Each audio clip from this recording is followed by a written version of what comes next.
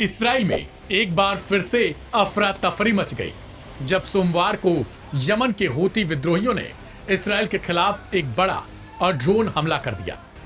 यह हमला सीधे गाजा में चल रहे इसराइली अभियानों के जवाब में किया गया, जिसे हूतियों ने जनसंहार की कार्रवाई बताया। लेकिन यह कहानी यही खत्म नहीं होती। अब जानकारी सामने आ रही है कि इस ड्रोन हमले के तुरंत बाद यमन से इसराइल की ओर एक मिसाइल भी दाग दी गई।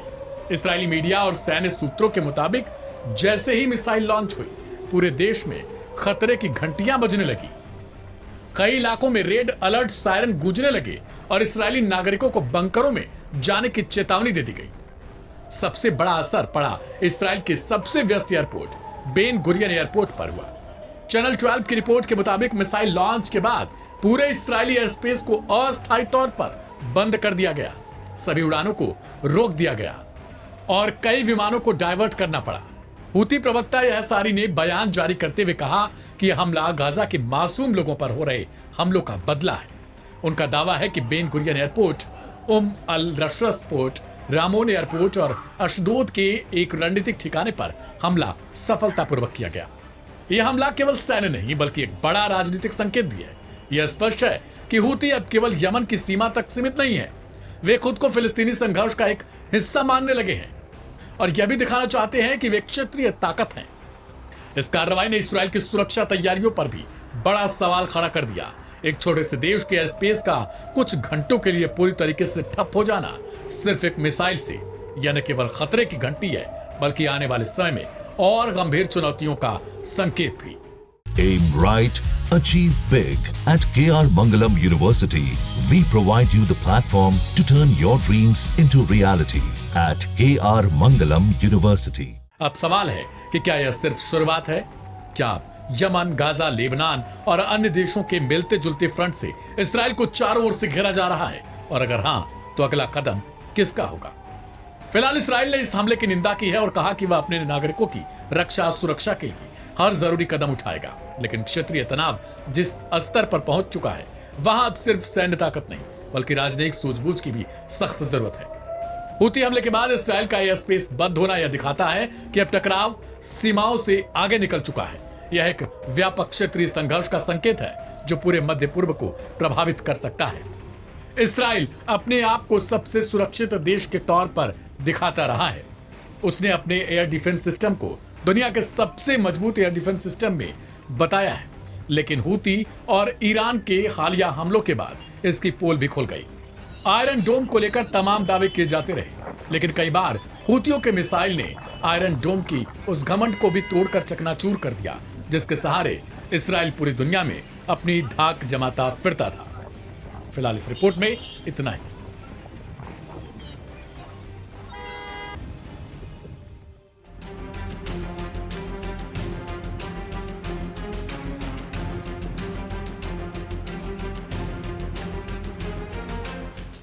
जून में ईरान के परमाणु ठिकानों पर अमेरिका और इसराइल ने मिलकर जबरदस्त हमला किया था। दावे किए कि सब कुछ खत्म कर दिया गया।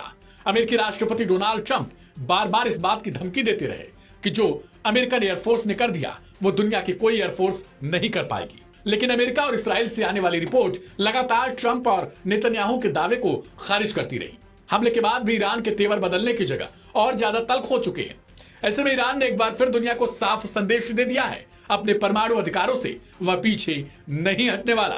तेहरान में रूस और चीन के साथ हुई उच्च स्तरीय बैठक इसी दिशा में एक बड़ा संकेत देती है। तीनों देशों ने मिलकर उस पश्चिमी दबाव को चुनौती देने की रणनीति बना डाली जो अमेरिका और यूरोपीय ताकतों की ओर से लगातार डाला जा रहा है। तेहरान में हुई यह त्रिपक्षीय बातचीत कोई साधारण कूटनीतिक मुलाकात नहीं थी।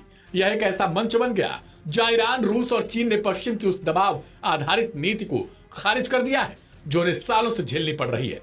ईरान ने साफ कर दिया कि अब वह मांग आधारित कूटनीति अपनाएगा। इसका मतलब है जैसे भारत अपने ऊर्जा हितों को लेकर स्वतंत्र नीति अपनाता है, वैसा ही अधिकार ईरान को भी चाहिए।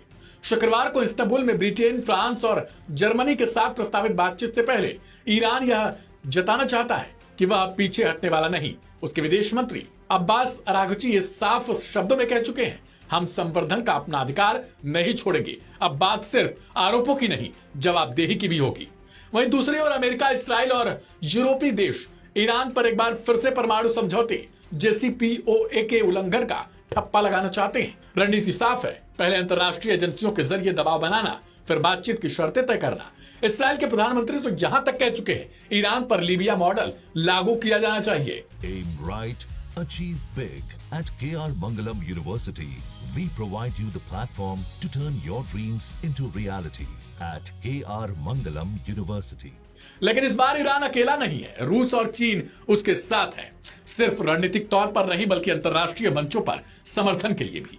ईरान समझ चुका है कि यदि उसे एक तरफा वैश्विक व्यवस्था से निकलना है तो उसके लिए विकल्प तैयार करने होंगे, और यह विकल्प वही देश है जो पश्चिम के वर्चस्व को चुनौती देने की स्थिति में है। ईरान ने संकेत दे दिया है, यूरोपीय देश फिर वही दबाव की भाषा बोलते हैं तो वह बातचीत को या तो स्थगित कर देगा या फिर नया ढांचा प्रस्तावित करेगा, यानी एक ऐसी रूपरेखा जो सबकी सुरक्षा सुनिश्चित करे लेकिन किसी की संप्रभुता पर चोट न करे। यह केवल ईरान की लड़ाई नहीं, यह उस अधिकार की लड़ाई है जहां कोई देश अपनी नीति खुद तय कर सके बिना किसी वैश्विक थानेदारी के। मध्य पूर्व अब एक निर्णायक मोड़ पर है। JCPOA को लेकर अगर संतुलन नहीं बना तो ईरान और इसराइल के बीच तनाव नई आग में बदल सकता है। लेकिन ईरान की मौजूदा रणनीति इस ओर इशारा करती है कि वह युद्ध नहीं, सम्मानजनक समझौते की ओर बढ़ना चाहता है बिना आत्मसमर्पण के। लेकिन ईरान लगातार अपनी रक्षा उपकरणों को मजबूत कर रहा है। हाल ही में ईरान से आने वाली खबरों में यह साफ तौर पर बताया जा चुका है कि ईरान ने अपने एयर डिफेंस सिस्टम्स को मजबूत कर लिया है। यहां तक कि रूस या फिर चाइना से फाइटर जेट खरीदी की भी तैयारी चल रही है, जो अपने अंतिम दौर में है। इसराइल 7 मोर्चों पर युद्ध लड़ रहा है। Gaza, Syria, Lebanon, Iran, West Bank, Yemen और इराक जैसे इलाकों में उसकी सेनाएं लगातार सक्रिय हैं। लेकिन अब उसके भीतर से एक और चुनौती सामने आ रही है। ऐसी चुनौती जो बुलेट से नहीं बल्कि थकान, तनाव और मानसिक दबाव से पैदा हो चुकी है। और यह सिर्फ नेतन्याहू की जिद के कारण हो रहा है। पिछले 2 हफ्ते में इस्राएली डिफेंस फोर्सेस के 5 जवानों ने खुद को समाप्त कर लिया। ये कोई सामान्य घटनाएं नहीं है, बल्कि ये बताती हैं कि युद्ध की आग सिर्फ बॉर्डर पर नहीं, दिमागों में भी जल रही है। इनमें से कुछ जवान हाल ही में गजा और उत्तरी मोर्चों पर तैनात रहे, जबकि कुछ रिजर्व सैनिक थे जिन्हें सीमित समय के लिए बुलाया गया था। इनमें से एक 19 साल का जवान नॉर्वे से आया था, जिसने ट्रेनिंग के दौरान ही खुद को समाप्त करने का फैसला कर लिया। दूसरा केस गोलानी ब्रिगेड का एक सैनिक का था, जिसने बेस कैंप में ही खुद को गोली मार ली। वहीं तीसरे मामले में डैनियल एड्री नाम के एक रिजर्व सैनिक ने पोस्ट ट्रॉमेटिक तनाव से जूझते हुए खुद को आग के हवाले किया।